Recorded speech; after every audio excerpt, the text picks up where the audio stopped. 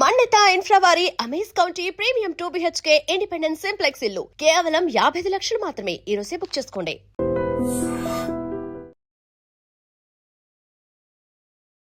శ్రీలత గారు నమస్తే అండి.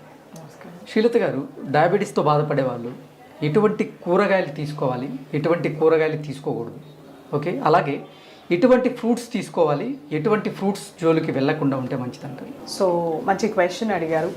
సో డయాబెటీస్ ఎక్కువగా డిటెక్ట్ అయ్యేది సమ్మర్లో. సో చాలా మోతాదులో ఎక్కువగా మామిడి పళ్ళు తీసుకునే అలవాటు తెలుగు దేశాల్లో. సో 5 kgs 10 kgs కొనుక్కోవడం లేదా గంపల్లో వచ్చేయడం, మన ఫామ్ హౌస్లో ప్రొడ్యూస్ అయింది ఎక్కువ మోతాదులో తిన్నప్పుడు మనకి డయాబెటీస్ అనేది కనబడుతుంది, అప్పుడు డిటెక్ట్ అవుతుంది అనమాట. ఎవ్రీ సమ్మర్స్ మనకి కొత్త కొత్త డయాబెటీస్ అనేది డిటెక్ట్ చేస్తూ ఉంటాం అనమాట. సో మనకి ఒకటి గుర్తుపెట్టుకోవాల్సింది ఏంటంటే, మనకి పళ్ళు, కూరగాయలు, ఆకుకూరలు అనేవి ప్రొటెక్టివ్ ఫుడ్స్ అంటారు. ఓకే, ఇవి మన శరీరానికి కావాల్సిన వైటమిన్స్, మినరల్స్, ఫ్యాటీ ఫైబర్ని, తర్వాత యాంటీ ఆక్సిడెంట్స్ని ఇస్తాయి అన్నమాట. సో ఇవి మన శరీరానికి డిజీజ్ ఫైటింగ్ కెపాసిటీ, ఇమ్యూన్ సిస్టమ్ని బిల్డప్ చేయడానికి చాలా మంచిది. మన ఓవరాల్ హెల్త్కి, వెల్ బీయింగ్కి ఈ ప్రొటెక్టివ్ ఫుడ్స్ అనేవి చాలా ఇంపార్టెంట్. సో ఇది మనము డయాబెటీస్ వచ్చినప్పుడు మనం కొద్ది రకాల ఫుడ్స్ని తగ్గించడము, అలాగే కొద్ది రకాల ఫుడ్స్ని అవాయిడ్ చేయడం జరుగుతుందన్నమాట. సో ముందుగా మనకి డయాబెటీస్ ఉన్న వాళ్ళకి ఒక ఫస్ట్ క్వశ్చన్ ఉంటుంది, నేను బంగాళదుంప తినొచ్చా? సో బంగాళదుంప అనేది మన శరీరానికి మంచిది. అది మనము సరి అయిన పద్ధతిలో వండి సరి అయిన మోతాదులో తీసుకుంటే, లెట్స్ సే బంగాళదుంప ఉంది, వంకాయలు ఉన్నాయి, వంకాయల్లో మనము 1-2 బంగాళదుంపలు వేస్తే మనకి ఎటువంటి నష్టం ఉండదు. ఆ బంగాళదుంపని మనము కట్ చేసి ఉప్పు నీళ్ళల్లో వేసేసి నీట్గా అరగంట అయిన తర్వాత వాటిని పిండేసి మనం ఆయిల్లో వేసి ఫ్రై చేసామంటే మనకు దాంతో ఏమీ యూజ్ ఉంటుంది. అలా వేడివేడిగా అన్నంలో వేసుకొని తింటే వెంటనే షుగర్ పెరిగిపోతుంది అనమాట. ఓకే, బంగాళదుంపలో మనకి రెసిస్టెంట్ స్టార్చ్ అనేది ఉంటుంది. It is basically good for a diabetic. Okay, కాకపోతే ఆ బంగాళదుంపని మనం ఫ్రై చేసి వేడివేడిగా తిన్నప్పుడు రెసిస్టెంట్ స్టార్చ్ అనేది బ్రేక్ అయిపోతుంది, డైరెక్ట్ గ్లూకోజ్గా దొరుకుతుంది. ఆ తిన్న వెంటనే మన షుగర్ పెరిగిపోతుంది. సో ప్రతి డయాబెటిక్స్ ఇది గ్రహించుకోవాలి. ఇప్పుడు అందరికీ ట్రెండ్ ఏంటంటే బర్గర్స్తో పాటు ఫ్రెంచ్ ఫ్రైస్ ఇస్తుంటారు వేడివేడిగా, తర్వాత ఇంకా కొద్ది రకాల వేడివేడిగా మనకి ఫ్రెంచ్ ఫ్రైస్, చాలా రకాల ఫుడ్ ఐటమ్స్ని మనం పర్చేస్ చేసుకున్నప్పుడు యాడ్జెన్వెంటివ్గా ఇస్తారు, పక్కన సైడ్ డిష్గా ఇస్తుంటారు. సో వేడివేడిగా తినేస్తుంటాం మనం శాండ్విచెస్కి, వాటికి వీటికి.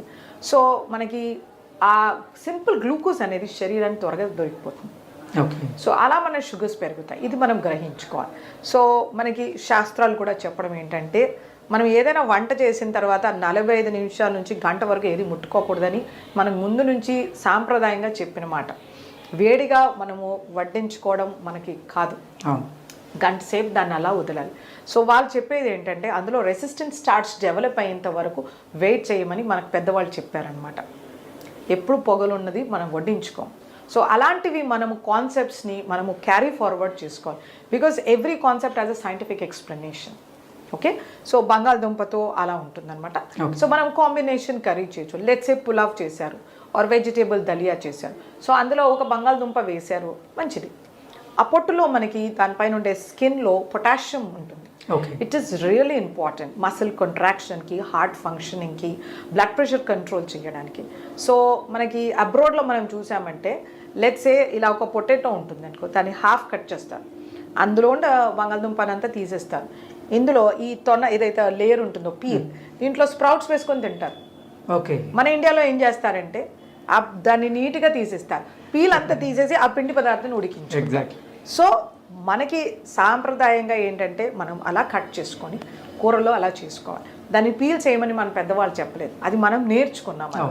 సో ఆ ఇంపార్టెంట్ ఫ్యాక్టర్స్ ఏవైతే ఉన్నాయో వాటిని మనం దృష్టిలో పెట్టుకుని ఈ ఫుడ్ని మనం ఇన్కార్పొరేట్ చేసుకోవచ్చు, అప్పుడప్పుడు తక్కువ మోతాదు నేను చెప్పిన విధానంగా. అలాగే మనకి చేమదుంప ఉంటుంది, చేమదుంపలో మనకి కోలిన్ అనే బి కాంప్లెక్స్ వైటమిన్ లభిస్తుంది. ఇది చాలా శ్రేష్టం, దీన్ని అవాయిడ్ చేయాల్సిన అవసరం లేదు. మనము పులుసు పెట్టామనుకోండి, సో అంత తీసుకోవచ్చు, ఒక పూటకి ఇబ్బంది లేదు. రెండో పూటకి తీసుకోకూడదు, కార్బోహైడ్రేట్స్ ఎక్కువగా ఉంటాయి కాబట్టి. సో మనము వేడివేడిగా తినకుండాను కొంచెం రూమ్ టెంపరేచర్కి వచ్చినప్పుడు ఏ ఫుడ్ అయినా తీసుకుంటే మంచిది.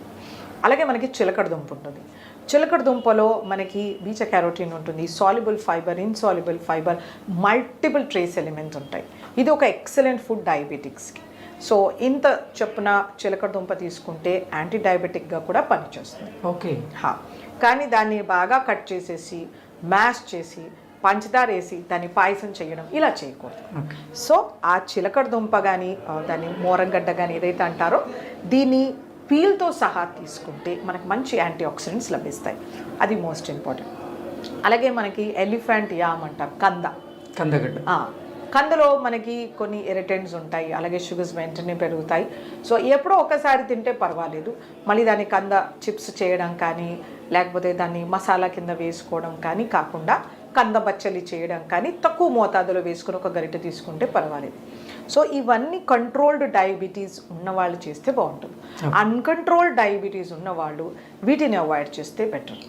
ఓకే. ఓకే. అలాగే మనకి చాలా మందిలో అపోహ, క్యారెట్ స్వీట్గా ఉంటుంది నేను తినకూడదు, బీట్రూట్ స్వీట్గా ఉంటుంది నా షుగర్స్ పెరిగిపోతాయని. సో క్యారెట్ అనేది ఒక ఎక్సలెంట్ సాల్యుబుల్ ఫైబర్ సోర్స్. ఇందులో మనకి హెల్దీ షుగర్స్ ఉంటాయి. సో ఈ క్యారెట్ని మనము నమిలి తినేసరికి అందులో ఉండే షుగర్స్ డైజెస్ట్ అయిపోతాయి. అండ్ బీటా క్యారోటీన్ ఉంటుంది, కెరోటినాయిడ్స్ ఉంటాయి. ఇది మన గుండెకి, చర్మానికి, ఇమ్యూన్ సిస్టమ్కి, డైజెస్టివ్ సిస్టమ్కి, ప్యాంక్రియాటిక్ ఫంక్షన్కి ఎక్సలెంట్ మెడిసిన్. ఓకే. కాకపోతే ఇవేంటంటే కొన్ని రకాల న్యాచురల్ మెన్యూర్స్ వేస్తుంటారు, మన పిగ్ మెన్యూర్ అట్లాంటివి. సో జాగ్రత్తగా మనం వీటిని బాగా వాష్ చేసుకోవాలి. ఈ మూమెంట్స్లో రన్నింగ్ వాటర్లో లేదు సాల్ట్ వాటర్లో సోక్ చేసి బాగా రన్నింగ్ వాటర్లో కడగాలి. అలా చేసినప్పుడు పైన ఉన్న ఇన్ఫెక్షన్స్ ఏవైనా పోతాయి. లేకపోతే మనకు లివర్ ఫ్లూకి ఇలాంటి ప్రాబ్లమ్స్ వచ్చే ఛాన్సెస్ ఉంటుంది. ఇది ఒక్క విషయంలో మనం జాగ్రత్త పడాలన్నమాట. ఆ క్యారెట్ని మనము జ్యూస్ చేయడం, స్మూదీ చేయడం ఇలాంటివి చేయకూడదు. Most important thing. చాలా health care specialist, I don't say dieticians, వాళ్ళు స్మూదీస్ తీసుకోవాలని చెప్తుంటారు. That's a very bad thing. మీరు ఇన్స్టాగ్రామ్లో కానీ యూట్యూబ్లో కానీ చూడండి, ఏదైనా ఫుడ్ని మనం క్రష్ చేసి మ్యాష్ చేసి తీసుకుంటే వెంటనే షుగర్స్ పెరుగుతాయి. ఎగ్జాక్ట్. ఎందుకంటే గట్లో లిక్విడ్స్ అనేది 1 అవర్లో అబ్జార్బ్ అయిపోతుంది. So that's a very bad way of eating. పళ్ళు దేవుడు ఇచ్చాడు, మనం బాగా చూ చేసి తీసుకుంటే అందులో ఉన్న క్యాలరీస్ ఖర్చు అయిపోతాయి. They become a 0 calorie food are a negative calorie food with loads of nutrients. అది మనం దృష్టిలో పెట్టుకోవాలి. అలాగే బీట్రూట్లో కూడా మనకి మంచి వైటమిన్స్, మినరల్స్, యాంటీ ఆక్సిడెంట్స్ ఉంటాయి.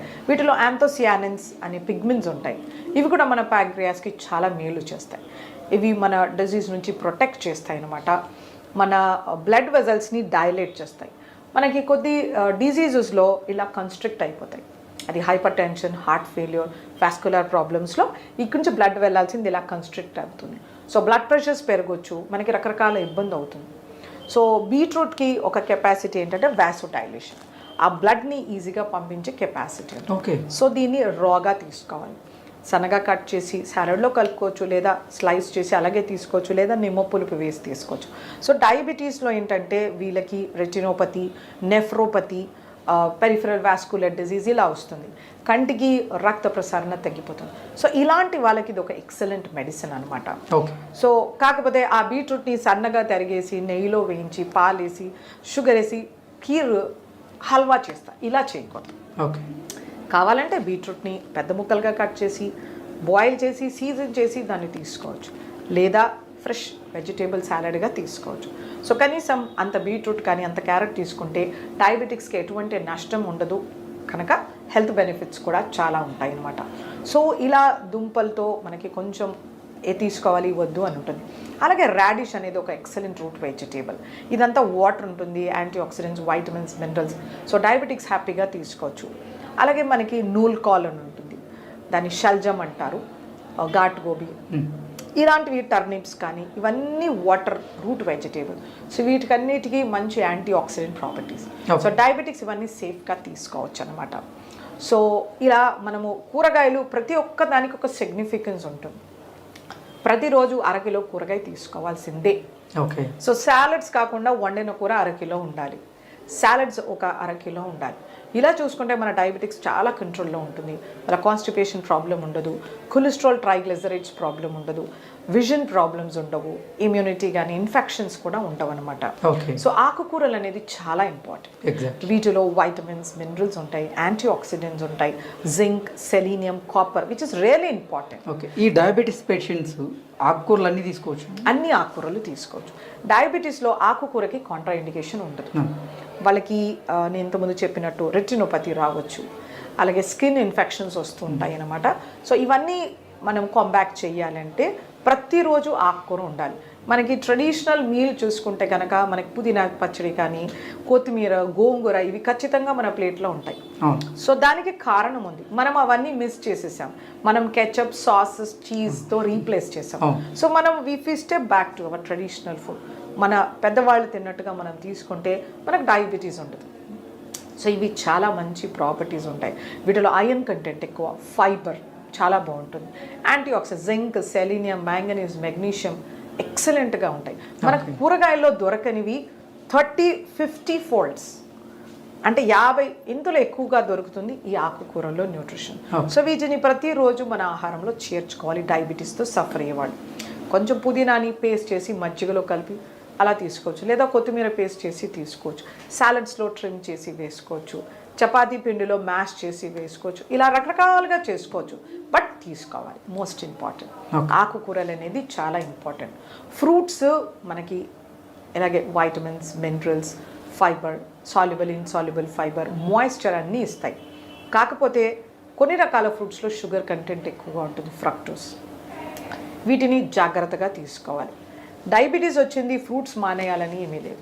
డయాబెటీస్ వచ్చింది అన్కంట్రోల్లో ఉంటుంది, ఫ్రూట్స్ మానేయాల్సి ఉంటుంది. ఓకే.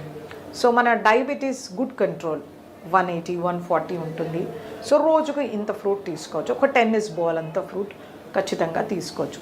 తీపిగా ఉండేవి మామిడి, పనస, సపోటా, సీతాఫలం, అరటిపండు ఇలాంటివి తక్కువ మోతాదులో తీసుకోవాల్సి ఉంటుంది. అవి సీజన్లో వచ్చినప్పుడు, ఇప్పుడు సీతాఫల సీజన్ వస్తుంది, అంత సీతాఫలము మంత్లీ ఒక 2 to 3 టైమ్స్ తీసుకోవచ్చు. ఇంట్లో తెచ్చేసారని పెద్ద సీతాఫలం తిన్నారంటే షుగర్స్ పెరిగిపోతాయి. సీతాఫలంలో ఐరన్, కాపర్, మ్యాంగనీస్, మెగ్నీషియం లభిస్తుంది. Excellent fruit. కానీ డయాబెటిక్స్ లిమిటెడ్గా తీసుకోవాలి. ఒకవేళ ఎక్కువ తీసుకోవాలంటే కొంచెం పండు ఎక్కువ తీసుకోవాలి, ఎక్కువ క్యాలరీస్ ఖర్చు చేయాల్సి ఉంటుంది, దాన్ని సబ్సైడ్ చేసేంత ఫైబర్ తీసుకోవాల్సి ఉంటుంది. ఓకే. అలాంటివి చేయాల్సి ఉంటుంది అనమాట. సో అంత వాళ్ళు చేయలేరు కాబట్టి జాగ్రత్తగా అంత పండు సర్దుకోవాలి. అలాగే మామిడి పండు కానీ, సపోటా కానీ, సో సాధ్యమైనంత వరకు వాటి పీల్తో తీసుకోవాలి. సపోటా with peel, mango with peel. పండు ఎక్కువగా స్వీట్ అయి ఓవర్ మెచ్యూర్ అవ్వకూడదు, పండు దూరగా ఉండాలి. ఇలా ముట్టుకుంటే సొట్టపడిందంటే షుగర్స్ వెంటనే పెరుగుతాయి. సో మగ్గడం అంటారు కదా, సరిగ్గా మగ్గి ఉండాలి పండు, దూరగా పండు ఉండాలి. జామకాయ ఉంటుంది, గ్రీన్ కలర్లో ఉండాలి. చాలామందికి అది గట్టిగా తినడం ఇష్టం ఉండదు, ఎల్లో కలర్లో ఉండే జామకాయ తింటారు, అందులో వైటమిన్ సి లేదు, ఎగ్జాస్ట్ అయిపోతుంది. ఫ్రూట్ ఓవర్ మెచ్యూర్ అయ్యి ఎక్కువ షుగర్స్ ప్రొడ్యూస్ అవుతాయి. సో ఇలాంటివి జాగ్రత్త తీసుకోవాలి. ఫ్రూట్స్ అనేవి ఫ్రెష్గా ఉండాలి, సీజనల్గా ఉండాలి, లోకల్గా దొరకాలి. ఇవి జాగ్రత్తగా గుర్తుపెట్టుకొని తీసుకోవాల్సి ఉంటుంది అనమాట. సో తీపి పళ్ళు తక్కువ మోతాదులో అప్పుడప్పుడు సీజన్లో వచ్చినప్పుడు. రెగ్యులర్గా ఫ్రూట్ టెన్నిస్ బాల్ సైజ్ అంతా డయాబెటిక్స్ తీసుకోవచ్చు. మోస్ట్ ఇంపార్టెంట్, గింజలు పడేయకూడదు, దాని పీల్ తీసేయకూడదు, వాటిని ప్యూరీ, స్మూదీ, జామ్స్, జెల్లీస్ తీసుకోకూడదు. ఓకే. ఫ్రూట్ అలాగే తినాల్సి ఉంటుంది. ఇలాంటివి పాటిస్తుంటే కనుక ఫ్రూట్స్ అనేవి మనకి ఒక మంచి ప్రొటెక్టివ్ ఫుడ్ లాగా అవుతుంది. శ్రీలత గారు, అసలు సహజ సిద్ధంగా ఇన్సులిన్ను ఉత్పత్తి చేసేది ఈ ప్యాంక్రియాస్ గ్రంథి. ఈ గ్రంథి గనక పనితీరు బాగాలేదు అంటే ఇన్సులిన్ అనేది ఉత్పత్తి అవ్వదు. అసలు ఈ ప్యాంక్రియాస్ గ్రంథిని యాక్టివేట్ చేసి ఇన్సులిన్ని సహజ సిద్ధంగా ఉత్పత్తి చేయడానికి ఎటువంటి ఆహార నియమాలు పాటించాల్సిన అవసరం ఉంది, అలాగే ఎటువంటి వ్యాయామాలు చేస్తే మంచిది అంటారు? సో ఇది ఒక మంచి క్వశ్చన్ అడిగారు మీరు. సో డయాబెటీస్ వచ్చింది, ఇంకా నేనేం చెయ్యలేను అనేసి చాలామంది డిప్రెస్ అవుతూ ఉంటారు. ఆ డిప్రెషన్లో వాళ్ళు బింజ్ ఈటింగ్ చేస్తూ ఉంటారు, ఇన్సులిన్ తీసుకోవడం, నచ్చింది తినడం ఇలా చేస్తూ ఉంటారు. ఆ ఇన్సులిన్ ఎక్కువ మోతాదులో రిక్వైర్మెంట్ అయినప్పుడు ఇంకా ఒబిసిటీ అవుతుంది. ఆ ఒబిసిటీ, ఆ ఫ్యాట్ ఎక్కువైనప్పుడు ఇంకా ఇన్సులిన్ స్టేటస్ అనేది చాలా తగ్గిపోతుంది అనమాట. సో ఇదంతా ఒక విషయస్ సైకిల్ లాగా ఉంటుంది. సో డయాబెటీస్ వచ్చినప్పుడు పానిక్ అవ్వాల్సిన అవసరం ఏమీ లేదు. సో మనకు అందరికీ తెలిసింది ప్యాంక్రియాస్ గ్లాండ్ ఉంటుంది, ఇన్సులిన్ సెక్రెట్ చేస్తుంది, అది మన కార్బోహైడ్రేట్ మెటబాలిజంకి గ్లూకోజ్ అప్టేక్కి చాలా ఇంపార్టెంట్. ఇంకా రకరకాల ఫంక్షన్స్ కూడా ఉంటాయి అన్నమాట. సో మనకి న్యాచురల్గా చాలా రకాల ప్రూవెన్ స్టడీస్ ఉన్నాయన్నమాట. సో మనకి టైప్ 1లో చేసేది ఎక్కువగా ఏమీ ఉండదు, it is only insulin therapy whole and soul.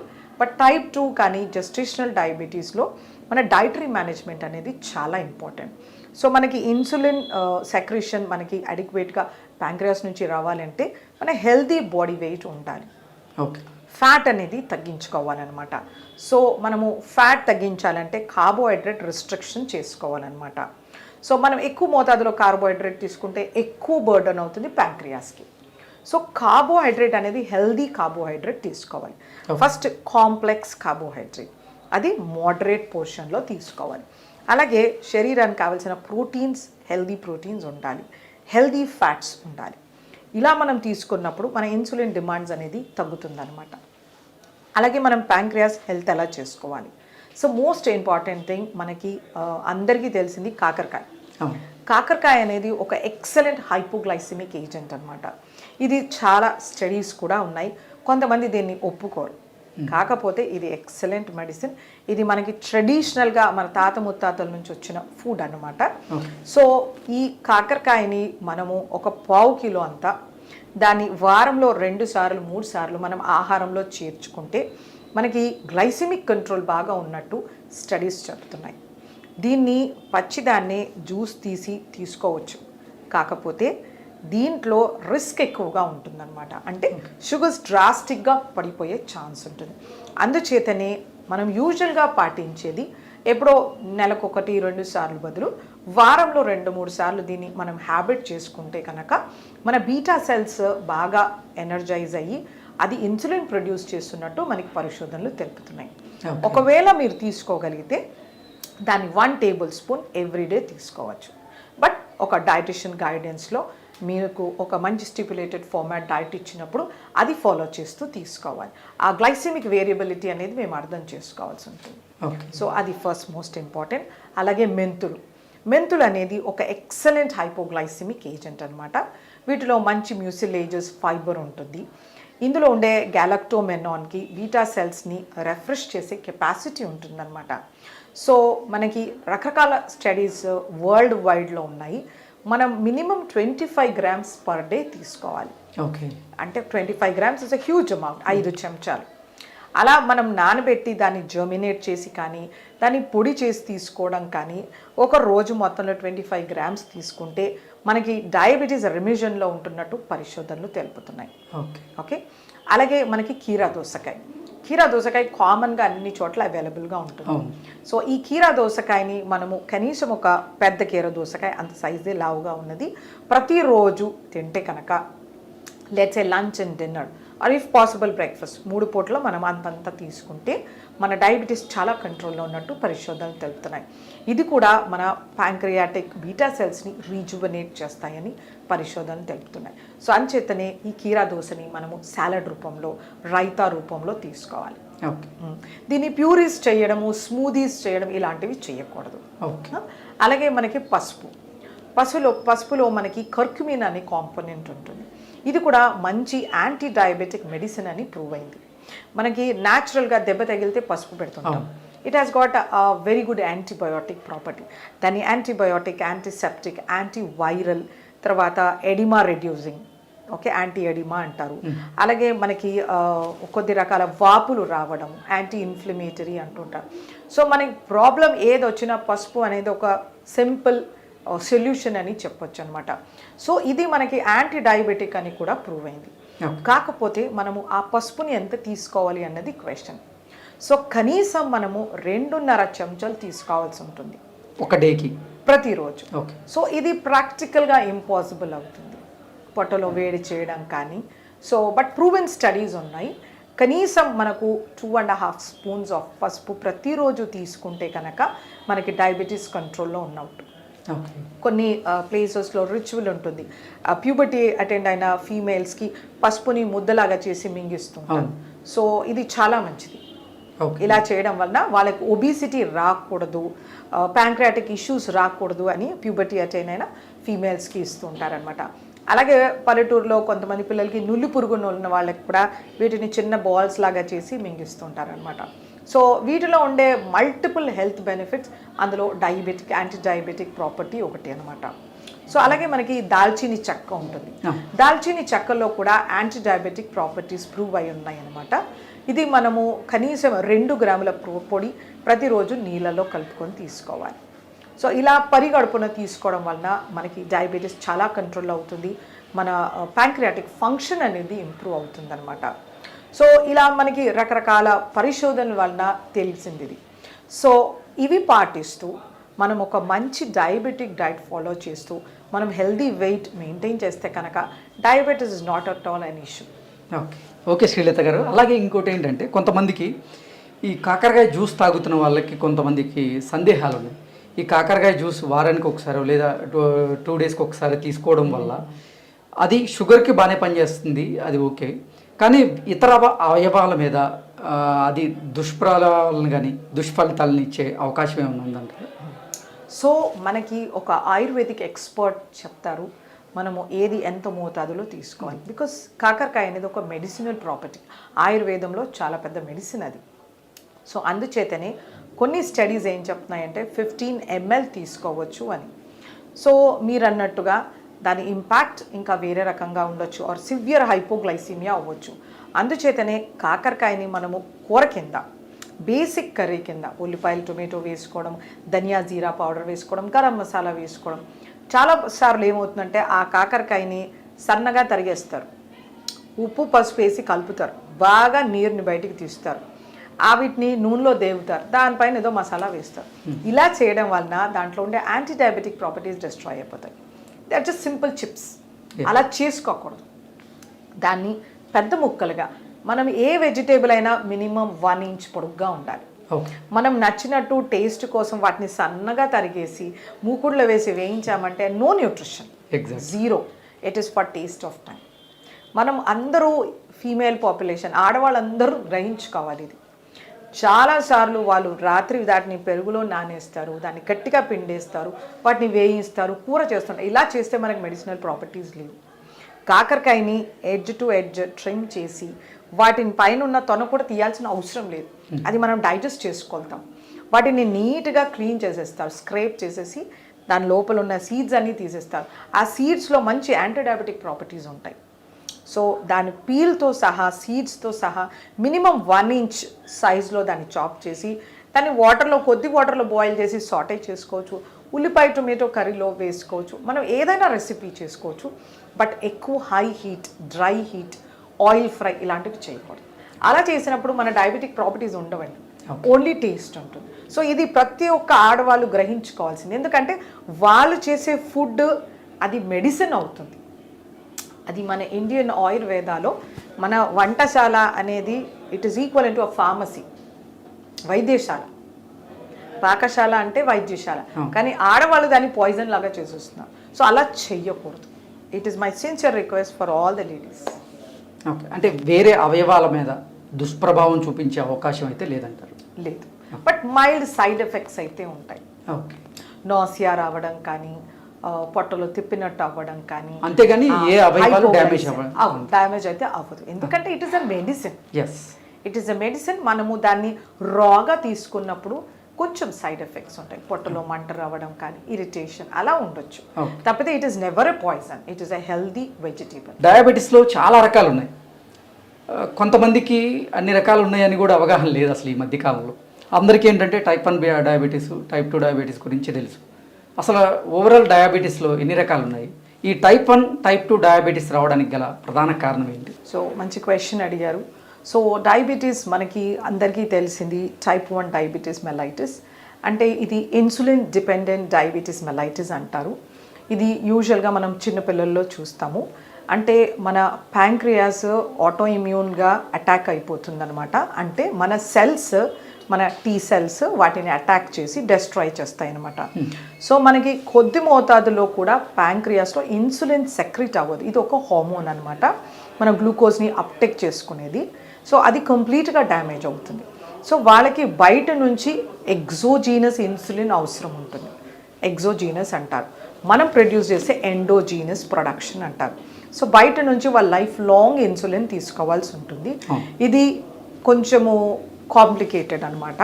వాళ్ళు ఎప్పుడైనా షుగర్స్ ఫ్లక్చువేట్ అవ్వచ్చు, హైపర్లోకి వెళ్ళిపోవచ్చు, హైపోలోకి వెళ్ళిపోవచ్చు. సో వాళ్ళకి మేనేజ్మెంట్ అనేది ఇన్సులినే ఉంటుంది. చాలా కష్టం, ఇది చిన్నపిల్లల్లో వస్తుంది. బట్ మేనేజింగ్ అనేది కొంచెం జాగ్రత్తగా ఉండాలి, కీన్ఫుల్ వాచ్. అలాగే మనకి టైప్ 2 డయాబెటీస్. ఇది టైప్ 2 డయాబెటీస్, ఇది non insulin dependent diabetes mellitus అంటారు. దీనికి మనకి ప్యాంక్రియాస్ ఫంక్షనింగ్ ఇంకా రీటైన్ అయి ఉంటుంది, బట్ ఇన్సులిన్ అడిక్వేట్గా మనకి సెక్రీషన్ అవ్వదు. ఇన్సులిన్ రెసిస్టెన్స్ అనేది ఉంటుందన్నమాట. సో అందుచేతనే మనకి కావలసిన మోతాదులో ఇన్సులిన్ సెక్రీట్ అవ్వనప్పుడు మనకు కొద్ది రకాల డ్రగ్స్ ఉంటాయి. ఆ డ్రగ్స్తో మనకి SLG2 అనేసి ఈ డ్రగ్స్తో మనకి ఇన్సులిన్ ప్రొడక్షన్ అవుతుందన్నమాట. వీళ్ళలో కొన్నిసార్లు ఇన్సులిన్ అవసరం కూడా అవుతుంది. ఇన్సులిన్ థెరపీ బయట నుంచి ఎగ్జోజీనస్ ఆర్ కాంబినేషన్, ఒకసారి మెట్ఫార్మిన్, SLG2 ఇవి సరిపోతాయి, లేదా ఈ డ్రగ్స్తో పాటు ఇన్సులిన్ కూడా అవసరం అవుతుందన్నమాట. అలాగే మనకి లాడా అని ఉంటుంది, latent onset of diabetes, auto immune అనమాట ఇది. ఇందులో ఏంటంటే ఒక 6 months వరకు మనకి ఇన్సులిన్ బయట నుంచి అవసరం ఉండదు, but again auto immune system అనమాట, అది అటాక్ చేస్తుంది. కొద్ది రోజులు మనము డ్రగ్స్తో మేనేజ్ చేసుకుని 6 months వరకు, తర్వాత నుంచి ఖచ్చితంగా ఇన్సులిన్ అవసరం అవుతుంది. అలాగే మనకి జెస్టేషనల్ డయాబెటీస్ మెలైటిస్ ఉంటుంది. అంటే మనకి 2nd trimesters ఆఫ్ ప్రెగ్నెన్సీలో మనకి షుగర్స్ పెరిగే ఛాన్స్ ఉంటుంది అనమాట, ఆఫ్టర్ 22 weeks అట్లా. సో మనం అది రూల్ అవుట్ చేసుకుని వాళ్ళ షుగర్స్ని కంట్రోల్లో పెట్టుకోవాలి. And it is very important. లేకపోతే బేబీ చాలా పెద్దగా పోవడం కానీ, అండర్ నరిష్ కానీ, రకరకాల ఇబ్బందులు అవుతాయి, ఫీటల్ ఇష్యూస్ స్టాండ్ అవుతాయి. సో ఆ జెస్టేషనల్ డయాబెటీస్ని కంట్రోల్లో పెట్టుకోవడం చాలా ఇంపార్టెంట్. అలాగే మనకి మెచ్యూరిటీ ఆన్సెట్ డయాబెటీస్ అని ఉంటుంది, మాల్న్యూట్రిషన్ రిలేటెడ్ డయాబెటీస్ అని, ఇలా రకరకాలుగా మనకి డయాబెటీస్ అని ఉంటుందన్నమాట. సో మనకి డయాబెటీస్ వచ్చింది అన్నప్పుడు మనకి కారణం ఏదైనా ఉండొచ్చు. అది జెనెటిక్స్ వలన రావచ్చు, లైఫ్ స్టైల్ ఇంపైర్మెంట్ల వల్ల రావచ్చు, ఆర్ ఎక్కువ మన అన్హెల్దీ ఫాల్టరీ డైటరీ హ్యాబిట్స్ ఉండొచ్చు, స్ట్రెస్ ఇండ్యూస్ కానీ, లేకపోతే మనకి డిజీజ్ ఇండ్యూస్డ్, ప్యాంక్రటైటిస్ ఇండ్యూస్ కానీ, ఇథనాల్ ఇండ్యూస్ కానీ, లేకపోతే డ్రగ్ ఇండ్యూస్ కానీ, ఇలా ఏవైనా రకరకాల ప్రాబ్లమ్స్ వలన మనకి రావచ్చు. మనము కొన్ని సూత్రాలని పాటించుకోవాలి డయాబెటీస్ వచ్చినప్పుడు. ఫస్ట్, మనం ఒక హెల్దీ డయాబెటిక్ డైట్ తీసుకోవాలి. సెకండ్, మంచి ఫిజికల్ యాక్టివిటీతో మన బాడీలో ఉన్న ఎక్సెస్ ఫ్యాట్ని రెడ్యూస్ చేయాలి. అలా చేసినప్పుడు మన బీటా సెల్ ఇంప్రూవ్ అవుతుందన్నమాట. సో మన ఇన్సులిన్ సెక్రెషన్ పెరుగుతుంది. సో అదొకటి గుర్తుపెట్టుకోవాలి, హెల్దీ వెయిట్. అలాగే స్ట్రెస్ మేనేజ్మెంట్, మనం మెడిటేషన్ చేయడం కానీ, లేకపోతే మైండ్ కామింగ్ టెక్నిక్స్, యోగా చేయడం కానీ ఖచ్చితంగా పాటిస్తూ ఉండాలన్నమాట. So physical activity, mind coming techniques, diet, ఇవి చేస్తే కనుక మన డయాబెటీస్ అనేది కంట్రోల్లో ఉంటుంది. బట్ టైప్ 1లో ఏంటంటే వెయిట్ గెయిన్ అవ్వకూడదు, ఇన్సులిన్ థెరపీని కరెక్ట్గా ఫాలో అవ్వాల్సి ఉంటుంది అనమాట. ఇది మోస్ట్ ఇంపార్టెంట్. అది వాళ్ళకి రెమిషన్ అనేది ఉండదు. టైప్ 2లో, జెస్టేషనల్ డయాబెటీస్లో, ఇంకా ఎటువంటి డయాబెటీస్లో అయినా కంట్రోల్ అనేది ఉంటుందన్నమాట. ఒక పాయింట్ ఆఫ్ టైం రివర్సల్ అవుతుందని కూడా స్టడీస్ చెప్తున్నాయి. ఓకే శ్రీలత గారు, ధన్యవాదాలు.